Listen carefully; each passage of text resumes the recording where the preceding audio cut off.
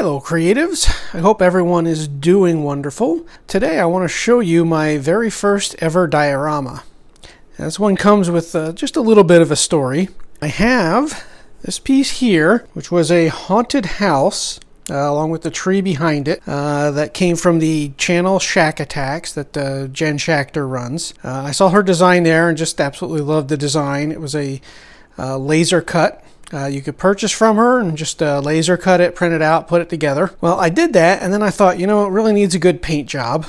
And I'd been watching a lot of videos on, mini painting and dioramas and things like that. So I wanted to try to really kind of dress this up a bit. So this is why I, kind of came in here, added a lot of different colorations on here, some greens and whatnot. Look like the house is really kind of getting decrepit and dilapidated. I'm adding some greens and darks under the stairs, kind of coming in here to the roof, looking like it's getting a lot of build up in the different crevices and things. And then at that point, I was ready to just kind of mount things to a board and say it was good. But then thought, you know what? I think I can do a little bit more. And I was just poking around Thingiverse looking for other models. And I found this really cool, first of all, model of kind of a really old dead tree. So I went and grabbed that and printed it out. And then I saw this model back here of this kind of vampire tree. So I thought, well, that looks really cool. I'll have to print that one out. And then I thought, I've got all these interesting things going on. What should be the theme of what's happening here? And that's when I thought maybe this haunted house is sitting next to some kind of portal that's affecting all of the land around it, meaning to bring in monsters and things like that. So then I found things like this dead tree stump, which I wanted to put into a corner. These couple of tentacles that are over here in this corner. Looks like somebody's coming up out of the ground. And even this trusty little mud man back here in the back that's coming up. And then this led me down to the path of like, okay, well, I printed these out, but I don't know how to paint miniatures yet. So I was looking around and found some, more tutorials for just tree painting. And this was somebody just demonstrating how to use a couple of different Citadel paints to do trees. So I went and ordered those paints in. And got to putting that paint on and really loved how it came out. So then I went and did the demon tree here as well, or the vampire tree. Same thing with the tree stump. And then actually a little kind of thought from my wife, because I wanted to be lighting things up. She said, well, why not just drill out the center of the tree stump so you can put a light inside of it? So instead of drilling it out, I just had to reprint it a little bit bigger to cover the ground area, but same exact theme, so she was responsible for that one. And then I thought, well, what should the portal look like? I made one of my own at first, didn't really like it. Found this one also on Thingiverse, but it didn't have a base, so I just went and designed that as well.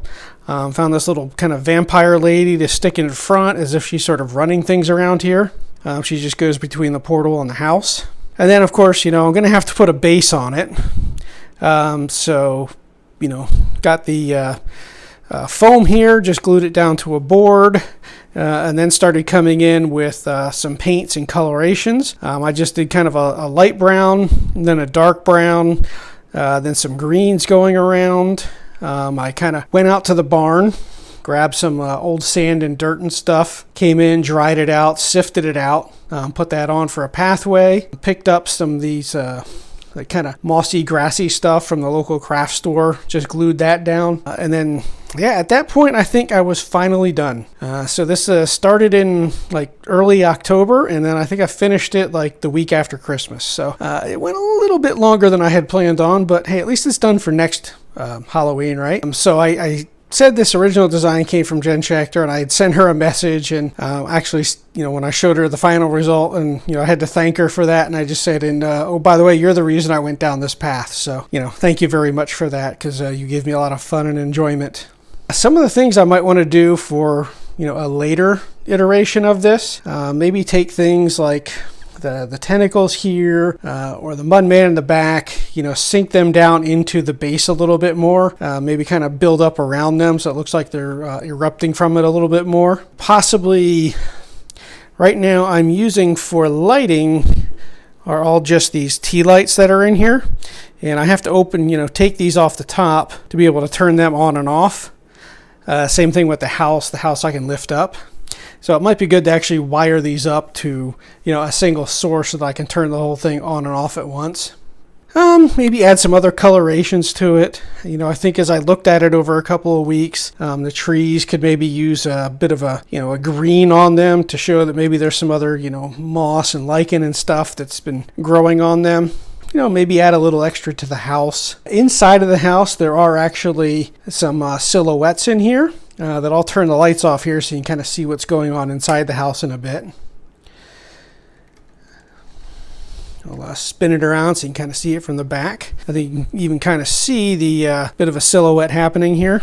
We're more wooden trees that were designed with this model. I was going to put them on, over in this area first, and I started finding the other ones to 3D print. But I wanted to keep one of them as, kind of the throwback to the original model with the house. Same thing as the fence posts and things like that were all part of the original design.